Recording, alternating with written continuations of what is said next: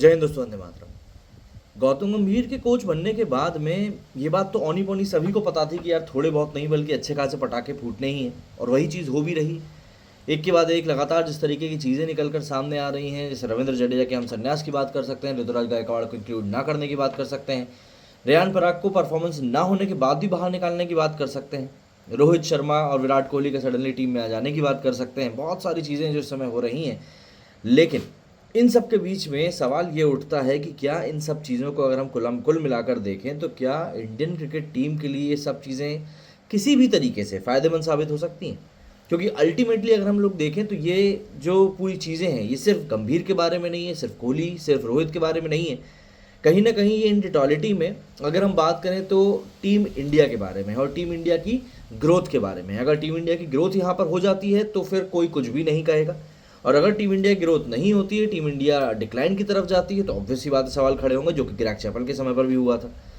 अब गौतम गंभीर की जो ये पहला असाइनमेंट है श्रीलंका का, इसमें रविंद्र जडेजा का नाम वनडे के लिए लिया नहीं गया, T20 के लिए उन्होंने संन्यास ले ही लिया था। इसके बाद संन्यास की बातें हुई, और अब जो है एक्सप्लेनेशन निकल कर सामने आया, जिसमें कि चीफ सिलेक्टर अजीत आगरकर, गौतम गंभीर दोनों साथ में आए थे आज सामने, और दोनों ने ही बैठकर जो बातें कही, उन बातों को सुनकर ऐसा लगता है कि यार शायद शायद ये दोनों ही इस बात को भली भांति जानते हैं कि कहीं ना कहीं कुछ ना कुछ गलती हुई है। देखिए, ये बात अभी की नहीं, ये बात काफ़ी पुरानी है।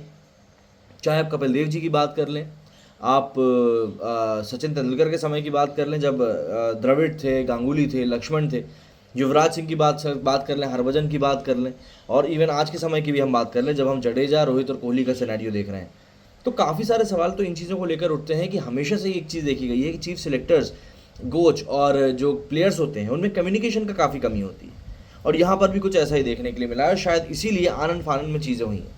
काफ़ी सारी अपडेट्स आज के इस पूरे प्रेस कॉन्फ्रेंस में निकल कर सामने आई हैं। गंभीर ने सबसे पहली बात तो मुंबई में जो प्रेस कॉन्फ्रेंस करी, उसमें सूर्य कुमार यादव को लेकर उन्होंने कहा कि सूर्य कुमार को इसलिए कैप्टन बनाया गया है क्योंकि वो सबसे ज़्यादा काबिल उम्मीदवारों में से थे।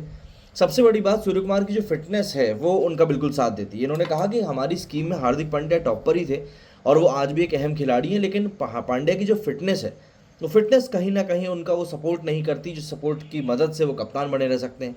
अब देखिए, ये बात तो सब जानती हैं कि यार एक कप्तान के नाते एक प्लेयर का दायित्व होता है कि वो ज़्यादा से ज़्यादा मैचेस खेले, और अगर एक प्लेयर होने के बाद भी कप्तान होने के बाद भी कोई खिलाड़ी पूरे मैचेस नहीं खेलता तो ऑब्वियस सी बात है टीम के कंटिन्यूशन के ऊपर असर पड़ता है। तो ऐसे में Surya Kumar Yadav was the most eligible person for being the Indian team captain. इतना ही नहीं, उन्होंने लिखा कि हार्दिक काफ़ी अहम खिलाड़ी हैं, और सबसे बड़ी बात, हम उनको लेकर कभी भी इग्नोरेट नहीं हो सकते, बट अब ये फैसला लेना पड़ेगा कि टीम इंडिया आगे कैसे बढ़ने वाली है। इसके बाद ये जो पूरी सीरीज़ है, इसको लेकर रोहित और कोहली को लेकर भी इन्होंने कहा कि मुझे लगता है कि रोहित विराट ने दिखा दिया है कि वे बड़े मैच पर क्या कर सकते हैं, और ये गंभीर ने कही ये बात है ना, अजीत आगरकर ने नहीं कही। दिखा दिया है इन दोनों ने कि बड़े मैचेस में बड़े लेवल पर क्या कर सकते हैं, चाहे वो T20 वर्ल्ड कप हो या वनडे वर्ल्ड कप। उन दोनों खिलाड़ियों में अभी बहुत क्रिकेट बचा हुआ है। चैंपियंस ट्रॉफी, ऑस्ट्रेलिया सीरीज़ है, फिर अगर फिटनेस अच्छी रही तो 2027 का वर्ल्ड कप भी खेल सकते हैं। इसके अलावा इन्होंने अपने खुद के मतलब गंभीर और रोहित कोहली के रिश्ते के ऊपर भी इन्होंने बात कही। उन्होंने कहा कि विराट कोहली के साथ किस तरह का मेरा रिश्ता है, ये TRP के लिए नहीं है। फिलहाल हम भारत को रिप्रेजेंट कर रहे हैं, हम 140 करोड़ भारतीयों को रिप्रेजेंट कर रहे हैं। वो एक वर्ल्ड क्लास बैट्समैन है।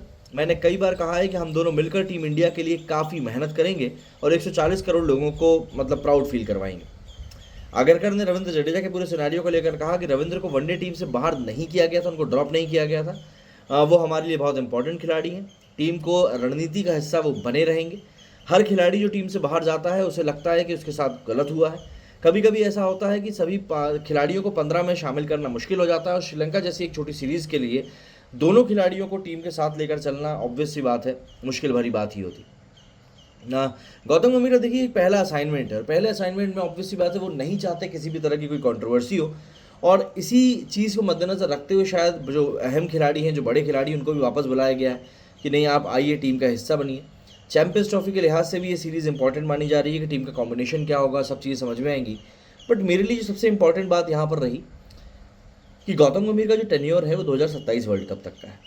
अगर हम लोग उस लिहाज से देखें तो कहीं ना कहीं 2027 वर्ल्ड कप रोहित कोहली के लिए भी मार्की टूर्नामेंट हो सकता है, और यही चीज़ गंभीर ने भी इशारों में कही है कि अगर इनकी फिटनेस बनी रहती है, जो कि फिलहाल है, अगर इनकी फिटनेस बनी रहती है तो कोई बड़ी बात नहीं है कि ये दोनों खिलाड़ी 2027 का वर्ल्ड कप खेलेंगे। हाँ, कप्तानी कोई और कर सकता है, लीडरशिप किसी और के हाथ में जा सकती है, ये बात है, लेकिन ये दोनों खिलाड़ी टीम के कोर का हिस्सा बने रह सकते हैं। लेकिन आप मुझे बताइए, क्या आपको लगता है कि वाकई में ये जो इतने बड़े बड़े बदलाव किए गए हैं, इनसे टीम स्टेबल बनी रहेगी या कुछ उथल पुथल आने वाले दिनों में देखने के लिए मिल सकती? कमेंट करके ज़रूर बताइएगा। मेरे इस वीडियो में फिलहाल इतना ही। जय हिंद, जय भारत।